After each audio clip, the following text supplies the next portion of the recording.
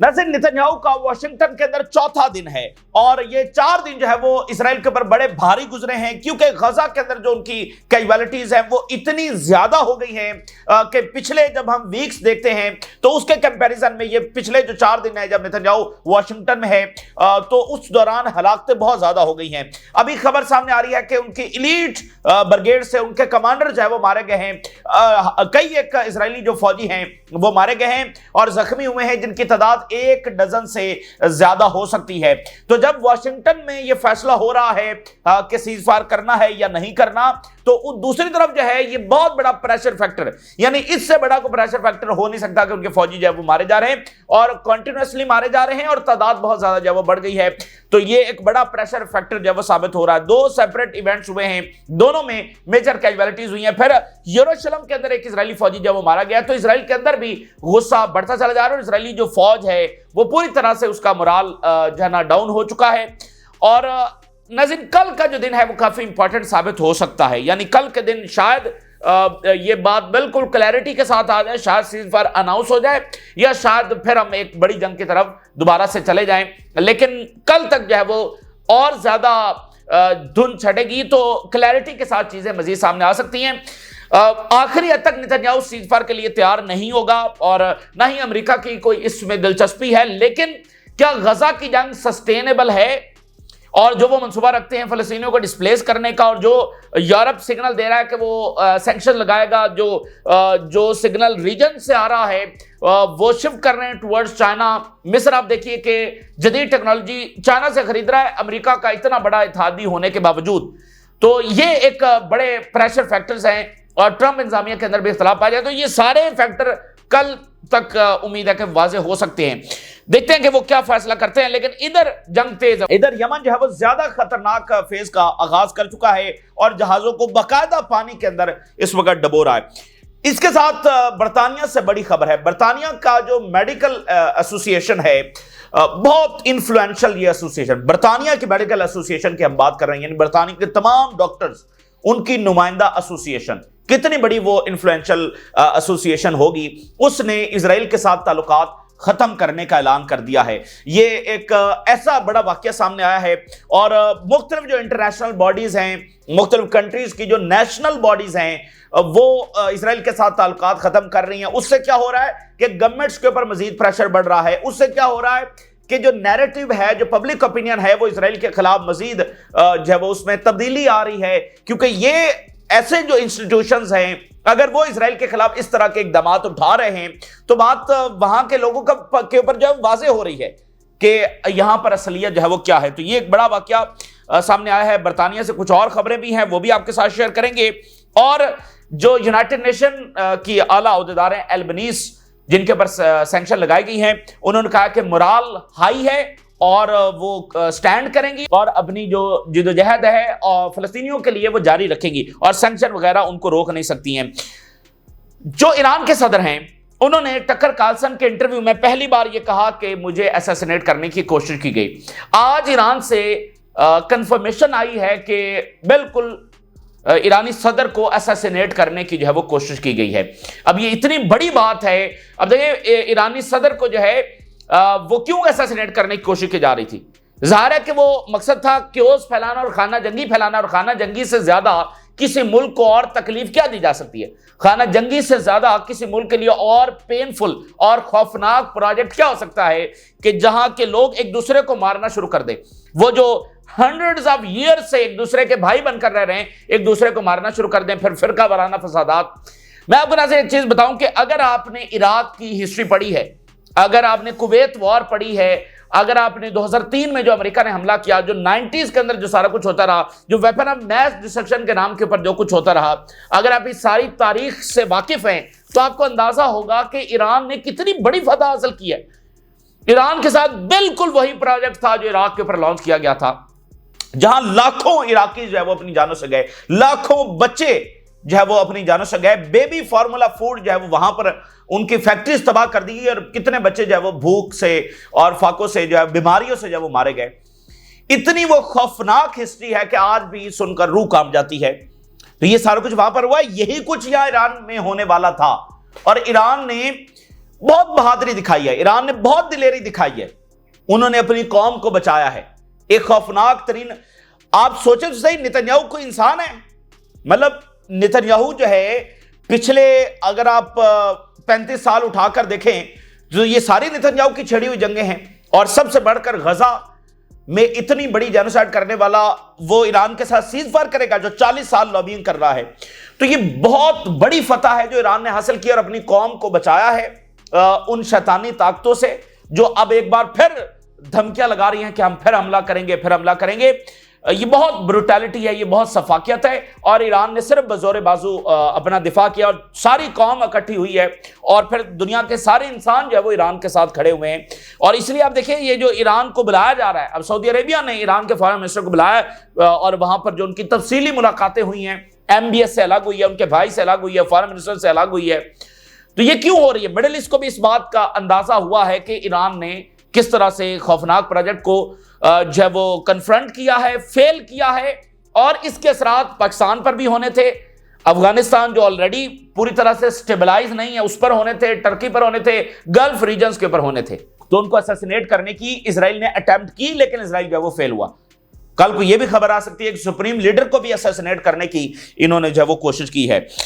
अच्छा, दूसरी बात यह है कि यूरोपीय यूनियन जो है उसने स्पीड अप कर दिया है इकदामात को यूक्रेन को यूरोपीय यूनियन की मेंबर स्टेट बनाने के लिए। ये बिल्कुल ऐसे ही है कि जैसे नेटो के अंदर यूक्रेन को शामिल करना। तो ये आलमी जंग है, इसके अलावा ये कुछ भी नहीं है। देखिए, नेटो का मसला तो कई दहाइयां पुराना है और यूक्रेन की जंग का रूट कॉज भी नेटो है। तो यूरोपीय यूनियन का यह ऐलान करना कि वो यूक्रेन को यूरोपीय यूनियन का मेंबर बनाएंगे, इट्स मीन कि वो जो प्राइमरी कॉज था जंग का, जिससे रशिया की रेड लाइन है, और 40 साल तक वो ये बात कन्वे करते रहे कि ये हमारी रेड लाइन है, ये हमारी रेड लाइन है, तो उससे वेस्ट जो है वो पीछे नहीं हटा है, बल्कि उनकी रेड लाइन को वो पूरी तरह क्रॉस करने का इरादा रखता है।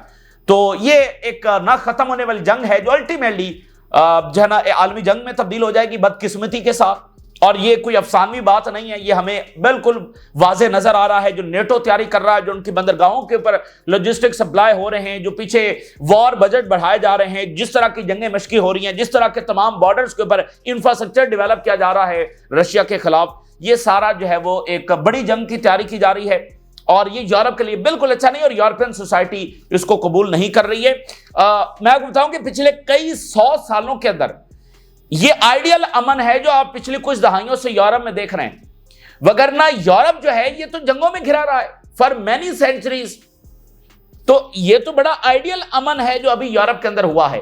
तो यूक्रेन की जंग इनके लिए डिजास्टर है, और एक 80 साल के बाद इन्होंने एक बार फिर यूरोप को एक बड़ी जंग में, ये 80 साल के बाद सबसे बड़ी जंग है जो यूरोप में छिड़ी है यूक्रेन की। और उसने आप देखिए यूरोप का कैसे हुलिया बिगाड़ दिया है, इतनी कैजुअलिटीज हो गई, फिर रेफ्यूजीज जो है वो एक एक मुल्क में आ गए हैं।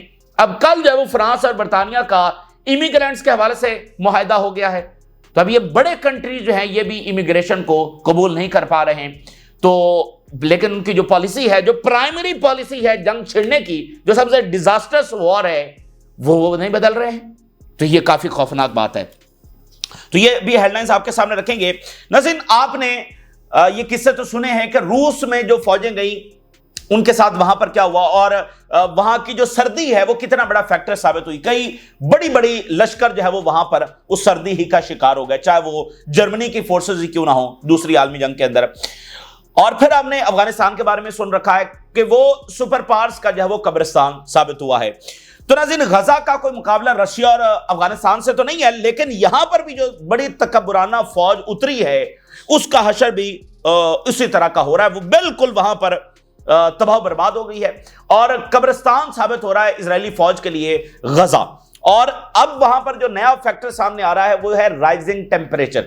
वहां पर इतनी शदीद गर्मी हो गई, एक तो मौसम गर्मी का है, ऊपर से जो एक्सप्लोजिव्स वहां पर गिर रहे हैं पिछले 21 महीनों से, और ये इतने ज्यादा एक्सप्लोजिव्स हैं कि जो हिरोशिमा और नागासाकी के ऊपर न्यूक्लियर बॉम्ब्स गिरे हैं उसमें जो एक्सप्लोजिव इस्तेमाल हुआ है उससे ज्यादा एक्सप्लोजिव जो है वो यहां गजा में इस्तेमाल हो चुका है। तो उनकी हीट अलग है, ऊपर से मौसम में गर्मा है।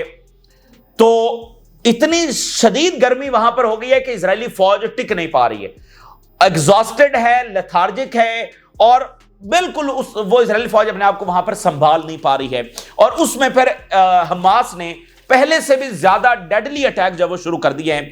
तो गजा इजरायली टैंकों का कब्रिस्तान साबित हुआ है, गजा इजरायली फौजियों का कब्रिस्तान साबित हुआ है। Thousands of Israeli soldiers has been killed and wounded, और इसलिए अब उनको फौज की शदीद कमी का सामना है। और जब आप कहते हैं फौज की शदीद कमी का सामना है, तो सवाल ये उठता है कि फौज गई कहां? भाई फौज गई कहां? अभी तक तो जमीनी फौज या हिजबुल्लाह से लड़ी है या हमास से लड़ी है, जॉर्डन और मिस्र से तो लड़ी नहीं है, ना ही ईरान से लड़ी है। जमीनी फौज तो नहीं, किधर गई वो सारी फौज? तो वो थाउजेंड्स ऑफ इजरायली फौजी मारे गए हैं और जख्मी हुए हैं। तो इस तरह उनकी फौज जो है तो बहुत सारी जब वो वैसे छोड़कर रिजर्व जो है वो मुकम्मल ज्वाइन नहीं कर रहे हैं। तो ऊपर से राइजिंग टेम्परेचर है और हमास ने हमले बढ़ा दिए हैं, खासकर पिछले जो 96 घंटे हैं जब से नेतन्याहू वाशिंगटन में मौजूद है, और तमाम डायमेंशंस को देखा जा रहा है कि अगर जंग को आगे बढ़ाना है, इस जारियत को जारी रखना है, तो क्या इजरायली फौज तैयार है, क्या इजरायली सोसाइटी, सारे फैक्टर्स देखे जा रहे हैं। और आखिरी हद तक नेतन्याहू कोशिश करेगा कि वो इस जुल्म को जो है वो जारी रखे, क्योंकि उसमें किसी किस्म की कोई इंसानियत नहीं, इंसानियत नाम की कोई चीज उसमें है ही नहीं। और मैंने आपको बताया कि इंसानों में भी शैतान होते हैं। एक वक्त आता है जब इंसान शैतान बन जाता है और वो बस दिखने में इंसान लगता है, वैसे वो मुकम्मल एक शैतान बन चुका होता है। तो अब जनाब 96 घंटों में इनकी इतनी हलाकतें हो रही हैं। अभी 2 सेपरेट इवेंट्स हुए हैं जिसमें कमांडर मारा गया है, जिसमें कई एक फौजी मारे गए हैं, और टोटल मिलाएं तो ये तादाद जो है वो 12 से 14 हो सकती है। क्योंकि सेंसरशिप है तो मुकम्मल डिटेल्स अभी वो नहीं दे रहे हैं, लेकिन 12 से 14 ये तादाद हो सकती है। और जो कमांडर मारा गया है वो जो है ना गुलानी ब्रिगेड का कमांडर, सबसे जालिम तरीन ब्रिगेड और सबसे इलीट ब्रिगेड, उसका कमांडर जो है वो मारा गया है। कल इजरायली मीडिया ने खुद ये रिपोर्ट जारी की थी कि हमास जो है वो किस तरह ऑर्गेनाइज तरीके से मौजूद है, इंटेलिजेंस इंफॉर्मेशन हासिल कर रही है, नए कमांडर्स मैदान के अंदर हैं, स्नाइपिंग ऑपरेशन कर रही है, एम्बुशेस लगा रही है। ये कल उन्होंने बताया था। इसके बरक्स उन्होंने कहा था कि इजरायली आर्मी ये दावा कर रही है कि हमास को कमजोर कर दिया, फलाना कर दिया, ऐसा कुछ भी नहीं है, हमास मौजूद है। तो आज उसका नतीजा भी उन्होंने देख लिया। Israeli officers killed, others wounded in Khan Younis explosion. ये एक बिल्डिंग थी, उसके अंदर उसको बूबी ट्रैप किया हुआ था। पहले जनाब ब्लास्ट हुआ है और ब्लास्ट में उनके फौजी जो अंदर थे वो मारे गए, जख्मी हुए, और उसके बाद इस बिल्डिंग के इर्द गिर्द मजीद जो फौज मौजूद थी उसके साथ इंटेंस जो क्लैशेस हैं फलस्तीनी रेजिस्टेंस के वो शुरू हो गए। यानी पहले धमाका हुआ, उसके बाद क्लैशेस ट्रिगर्ड इंटेंस कन्फ्रंटेशन जो है between resistance fighters and Israeli forces around the booby trap building. यानी धमाका और बाकी फौज की आपस में लड़ाई शुरू हो गई, और बिल्डिंग में बहुत बड़ा एक्सप्लोजन हुआ, इजरायली मीडिया बता रहा है। And difficult incident and heavy casualties, Israeli media, बहुत डिफिकल्ट इंसिडेंट हुआ और हैवी कैजुअलिटीज हुई हैं, सीरियस इंसिडेंट। और कुछ इजरायली मीडिया ने इसको लिखा है most harsh and difficult incident. कोई इसको सीरियस इंसिडेंट कह रहा है मोस्ट हार्श इंसिडेंट, यानी बहुत ज्यादा तकलीफ देने वाला। confirmed that military helicopters were dispatched to evacuate the wounded from the blast site. Helicopters वहां पर देखे गए हैं इजरायली मीडिया के मुताबिक। And multiple casualties among the Israeli occupation forces, Israeli media, multiple casualties Israel की हुई हैं। मिलिट्री कमांड ने कंफर्म किया है कि death of a officer and a commander, जो कि गुलानी ब्रिगेड की इलीट जो ब्रिगेड है उसमें ये था, पेट्रोल बटालियन में, during intense confrontation in southern Gaza strip. और इसमें इंपॉर्टेंट बात यह है कि ये उस बिल्डिंग में नहीं था, बल्कि बाद में जो क्लैशेस हुए उसमें ये मारा गया है। ये तो और बड़ी बात है कि बाकायदा क्लैशेस के अंदर उसका मारा जाना। अनदर सीरियस इवेंट, एक ये वाकया हुआ है बिल्डिंग और उसके बाद क्लैशेस, उसमें फौजी मारे गए। इससे हटकर एक और वाकया हुआ है, इसको इजरायली मीडिया बता रहा है, another serious event, however details also remain undisclosed, लेकिन अभी तक उसकी डिटेल्स नहीं बताई गई हैं। और मुहतात अंदाजे के मुताबिक वहां पर भी मल्टीपल इजरायली सोल्जर्स है वो उनको ट्रांसफर किया गया है to the Rabin medical centre in central Israel. तो ये इन टोटल जो है वो 12 से 14 फौजी हो सकते हैं, तादाद इससे भी ज्यादा हो सकती है, क्योंकि पिछले दिनों जो इनके 21 फौजी निशाना बने थे तो इब्तदाई तौर पर इन्होंने बताया था कि बस 2 फौजी हैं, बाद में चला 21 फौजी हैं। तो ये भी ऐसा वाकया, 2 बड़े सीरियस तरीन इवेंट्स हुए। अच्छा, तो ये एक सूरत हाल है और इजराइल के अंदर शदीद जाहिर है कि गुस्सा है, और इसलिए इजरायली आर्मी चीफ कह रहा है कि हमारे सारे मकासद पूरे हो गए हैं। ये इजरायली आर्मी चीफ का 2 दिन पहले का स्टेटमेंट है कि हम जीत गए हैं, हम मकासद पूरे हो गए। तो उसका सिग्नल ये था कि भाई दैट्स इनफ, अब हम मजीद अफोर्ड नहीं कर सकते। और वेस्ट बैंक के अंदर जहां इसराइल बहुत जुल्म ढा रहा है और 40,000 पैलेस्टीनियन जब डिस्प्लेस कर दिए गए वेस्ट बैंक के अंदर, वहां पर जनाब यरूशलेम के अंदर एक इजरायली फौजी मारा गया है। यानी फलस्तीनी अभी भी वहां पर इस तरह से लड़ रहे हैं जहां पर ये इतना बड़ा जो है जुल्म ढा रहे हैं। और यरूशलेम के अंदर जहां पर सिक्योरिटी सबसे ज्यादा सख्त होती है, वहां पर इनका एक फौजी जो है वो मारा गया है। अच्छा, बरतानिया ने जो स्टेप्स लिए हैं वो बहुत हिस्टोरिक हैं। इससे पहले जो इंटरनेशनल जो सोशियोलॉजिकल एसोसिएशन है उसने बायकॉट का ऐलान किया था। अब जो बरतानिया के तमाम डॉक्टर्स की हम बात कर रहे हैं, उनकी जो नुमाइंदा एसोसिएशन है, जो मेडिकल एसोसिएशन है सबसे ज्यादा इन्फ्लुएंशियल, तो उसने इजराइल के साथ ताल्लुकात खत्म करने का ऐलान किया है। This is historic and this is very impactful step. UK doctors cut ties with Israeli medical body over Gaza genocide, देखना। और फिर इसकी एनुअल कॉन्फ्रेंस हुई है लिवरपूल के अंदर, और जिसमें ओवरवेलमिंगली 80% जो मेंबर हैं उन्होंने इसके हक में वोट दिया। ये बड़ी इंपॉर्टेंट बात है कि एक बॉडी है जिसको पूरे डॉक्टर्स की नुमाइंदा बॉडी है, वो वोट कर रही है। एक होता है भाई एक बंदे ने फैसला कर दिया, वोटिंग यानी पूरी बॉडी, सारे जो नुमाइंदा है वो जनाब आकर इस बात को एग्री कर रहे हैं। तो ये बहुत बड़ा नैरेटिव और पब्लिक ओपिनियन का सेटबैक है जो इजराइल को उठाना पड़ रहा है। The British Medical Association has voted overwhelmingly to suspend its ties with the Israeli Medical Association. और ग्रोइंग इंटरनेशनल सपोर्ट देखी जा रही है for boycott, divestment and sanction. ये बीडीएस के नाम से पिछले कई महीनों से एक मूवमेंट का आगाज हुआ है। बीडीएस यानी boycott, D for divestment and S for sanctions. तो इसमें ये सारे इकदाम उसके तहत हो रहे हैं कि ताल्लुकात खत्म किए जा रहे हैं, बायकॉट किया जा रहा है, डाइवर्स्ट किया जा रहा है और सैंक्शन जो है वो लग रही हैं। Intensifying calls to hold Israel accountable, its institutions accountable for complicity in violations of the international law. तो मेरे नजदीक ये एक बहुत इंपैक्टफुल वाकया है और गवर्नमेंट्स भी प्रेशराइज हैं और नैरेटिव के महाज के ऊपर भी इजराइल को शिकस्त हो रही है। दूसरी बड़ी बात यह है कि जो बोस्टन कंसल्टेंट ग्रुप है जो सारा जीएचएफ को फंड कर रहा है और आगे डिस्प्लेसमेंट का सारा जो मंसूबा है उसने तैयार किया हुआ है, नक्शे बने हुए हैं, तो उसकी ऑफिशियल जो प्रोब है, इन्वेस्टिगेशन है, वो बरतानिया से शुरू हो गई है। इसकी अहमियत बहुत ज्यादा, एक तो वो अमेरिकन ग्रुप है, दूसरा उसके अंदर टोनी ब्लेयर का नाम आया है और टोनी ब्लेयर जो है वो उसी पार्टी का है जिसका मौजूदा वजीर आजम है, ठीक है ना, उसी पार्टी का वो है। तो ये बड़ी इंपॉर्टेंट बात है। और फॉर्मल इन्वेस्टिगेशन बरतानिया के पार्लियामेंट से against a United states firm, UK probes US firm over Gaza ethnic cleansing charges. Prominent US consulting group is under formal investigation by UK Parliamentary Committee over its involvement in planning that human rights advocate says amount the ethnic cleansing of the Palestinians, कि ये बकायदा planning कर रहा है फलस्तीनियों के ethnic cleansing में। और मैं आपको बताऊं कि 30 जून को यूनाइटेड नेशन की सिक्योरिटी काउंसिल में बरतानिया ये बात कह चुका है कि जीएचएफ जो है वो वहां पर फलस्तीनियों को मार रही है। तो बाद में फाइनेंशियल टाइम की स्टोरी तो बाद में आई कि इसमें टोनी ब्लेयर भी है और इसका सारा मंसूबा क्या है। तो बरतानिया ऑलरेडी इसके खिलाफ बयान दे चुका है, अब उससे वो कैसे भागे। बीसीजी यानी बोस्टन ग्रुप जो है world's most influential management firm, ये दुनिया की एक मोस्ट इन्फ्लुएंशियल फर्म है, has been asked to explain its role. अब इससे पूछा जा रहा है, इन्वेस्टिगेशन हो रही है कि कंट्रोवर्शियल पोस्ट वार जो रिकंस्ट्रक्शन प्लान है गजा का, which reportedly include financial modeling for the mass displacement of Palestinians, कि तुम जो है वो सारा ये जो प्लानिंग कर रहे हैं एथनिक क्लींजिंग और मैस डिपोर्टेशन डिस्प्लेसमेंट। तो ये अच्छा, इसके साथ एक और इंक्वायरी खुलकर सामने आ गई जिससे बरतानवी गवर्नमेंट अंडर प्रेशर है। अब टू वे हो रहा है, यानी एक तरफ ये एसोसिएशंस हैं, कोई इन्वेस्टिगेशन पार्लियामेंट में हो रही है, एक दूसरा भी मामला जारी है। वो ये है कि बरतानवी गवर्नमेंट क्या क्या सपोर्ट कर रही है अभी तक इजराइल को, उसका अलग प्रेशर बरतानवी गवर्नमेंट के ऊपर है। मिसाल के तौर पे आज रिपोर्ट जारी हो गई है जिसमें उन्होंने कहा कि बरतानिया जो है उसका रोल है इजरायली पायलट्स को ट्रेन करने में।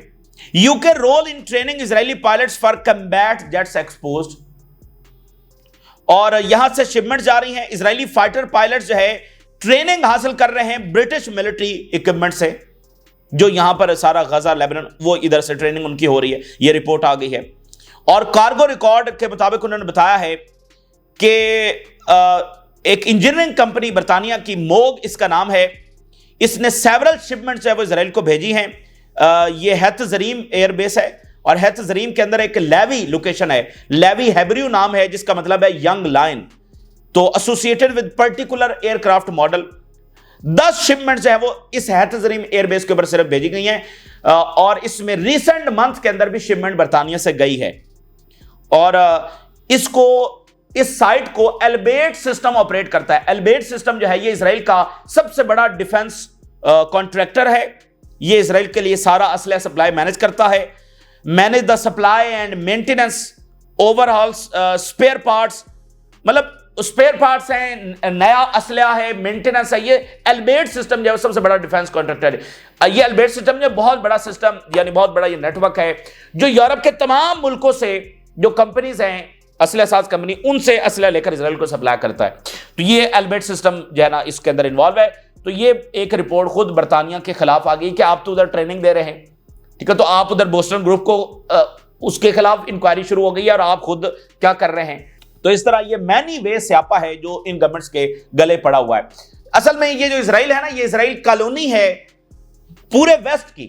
वेस्ट ने पिछली सेंचुरीज के अंदर बहुत सारे कॉलोनियल प्रोजेक्ट्स किए हैं। आज के आपको ताकतवर मुल्क जो है वो असल में बरतानिया और फ्रांस और स्पेन और इन सब की कॉलोनी थे, पुर्तगाल, ठीक है, आज के बहुत सारे ताकतवर मुल्क जो है। तो इजराइल को इन्होंने कायम किया कि हमारे जो कॉलोनियल एक्सपेरिमेंट्स हैं वो चलते रहेंगे, लेकिन मैं आपको बताऊं कि ये आखिरी कॉलोनी साबित होगी, इस कॉलोनियल दौर की आखिरी कॉलोनी इजराइल साबित होगी और वो अपने इख्तिताम को जाएगी। तो ये इस वक्त की सूरत हाल है और इजराइल के अंदर शदीद गुस्सा है। Netanyahu prolonging Gaza war for far right ministers Liberman से, इजरायली अपोजिशन कह रही है कि ये जंग को जो है वो प्रोलॉन्ग कर रहा है जानबूझकर। नेतन्याहू ने वहां पर ये बयान कल दिया है कि हमास जो है वो हथियार डालेगी तो फिर हम सीज फायर करेंगे। ये वो फजूल बात है, उसको डिस्कस करना जरूरी नहीं है। जरूरी यह है कि पहले दिन से अमेरिका रोकने के लिए तैयार है या नहीं है, बस इतनी सी बात है। इजराइल जो है वो या नेतन्याहू उसका फर्क नहीं पड़ता कि वो क्या कह रहा है या क्या नहीं कह रहा। तो ये इस वक्त की ताज़ा तरीन सूरत हाल जो आपके साथ शेयर किया, आपने राय जरूर करें। इजाज़त, अल्लाह हाफ़िज़।